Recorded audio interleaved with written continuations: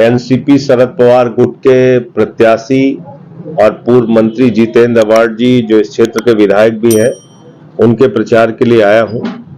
और जो माहौल इस समय महाराष्ट्र में देखने को मिल रहा है, महाराष्ट्र की जनता ने इस बार संकल्प ले लिया है कि गद्दारों को सबक सिखाना है। जिन लोगों ने शरद पवार जी की घड़ी चुराई, उनके विधायकों को चुराया, जिन लोगों ने बाला साहब ठाकरे जी की पार्टी चुराई, उद्धव ठाकरे जी के विधायकों को चुराया, तीर कमान चुराया, उन सबको महाराष्ट्र की जनता सबक सिखाएगी। और इससे बड़ा सवाल यह है कि लगभग 2 लाख करोड़ रुपए की योजना भारत के प्रधानमंत्री नरेंद्र मोदी अपने गृह राज्य गुजरात में लेके चले गए। इस बात का गुस्सा महाराष्ट्र के लोगों में है। यहाँ के नौजवानों को रोजगार मिलता, काम मिलता, महाराष्ट्र की तरक्की होती, आप 2 लाख करोड़ की योजना लेके यहां से चले गए।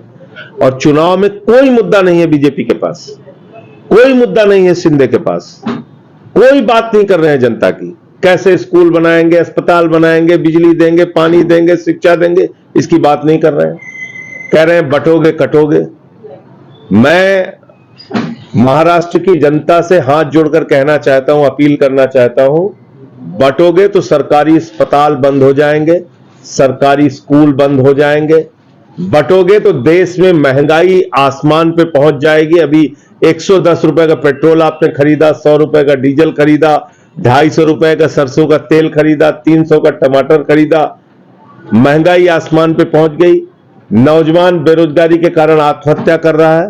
तो बंटो नहीं, कटो नहीं, मिलकर भाजपा को हराओ। सारे लोग इकट्ठा होकर भाजपा को हराओ। और मैंने तो नारा भी दिया है आज महाराष्ट्र के अंदर, न बटिए न कटिए, मिलकर भाजपा को रपटिए। सर, कल थाने में केंद्रीय मंत्री किरण रिजिजू आए थे। उन्होंने ऐसा कहा कि 25 नवंबर से विंटर सेशन शुरू होगा। इस दौरान वक्फ अमेंडमेंट बिल एक्ट आएगा।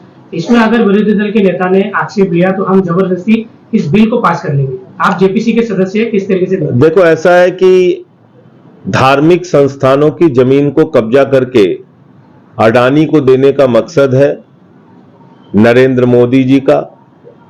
इन्होंने अभी 13,000 एकड़ जमीन, भारत की सेना की जमीन, अडानी को दे दी अयोध्या में।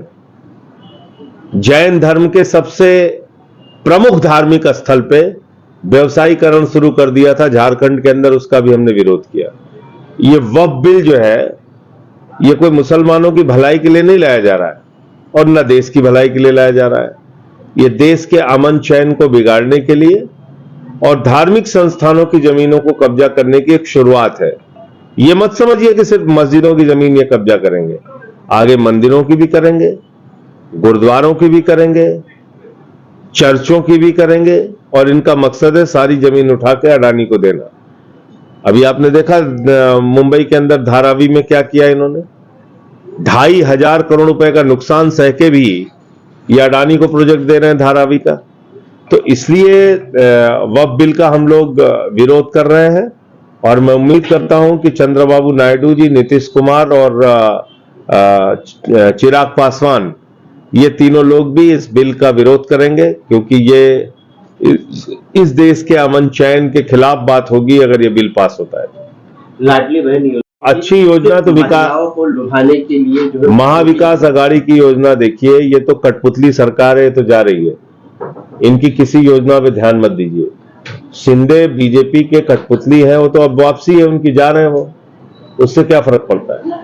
तो इसलिए अभी जो आगे योजना आ रही है वो है 3,000 रुपए प्रति माह महिलाओं के लिए, 4,000 रुपए नौजवानों को बेरोजगारी भत्ता, 25 लाख रुपए का स्वास्थ्य का बीमा परिवार का, किसानों की कर्ज माफी, महिलाओं के लिए बस की यात्रा फ्री।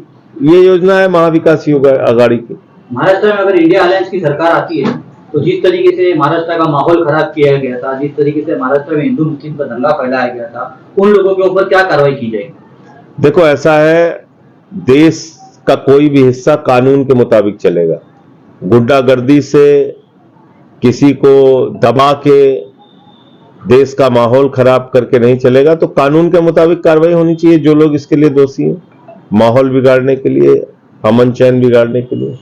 शमीम भाई आपके काफी करीबी माने जाते हैं। आप मुमरा जब शमीम भाई इस पूरे अभियान में और पहले से भी जितेंद्र अवार्ड जी के चुनाव में इनकी प्रमुख भूमिका रही है। ये पूरी मेहनत और निष्ठा के साथ काम भी करते हैं, वोट भी दिलवाते हैं, चुनाव भी जितवाने में अहम भूमिका निभाते हैं। तो इनको और इनके सभी साथियों को मेरी बहुत बहुत बधाई। उत्तर प्रदेश के मुख्यमंत्री योगी आदित्यनाथ महाराष्ट्र के चुनाव प्रचार में आए हुए लगातार जिस तरीके से विवादित बयान दे रहे, बनाया नहीं बनाया, अस्पताल पे बात करेंगे बताना पड़ेगा, महंगाई पे बात करेंगे बताना पड़ेगा। तो जब कोई काम नहीं किया है तो ये इसी तरह की फालतू बातें करेंगे।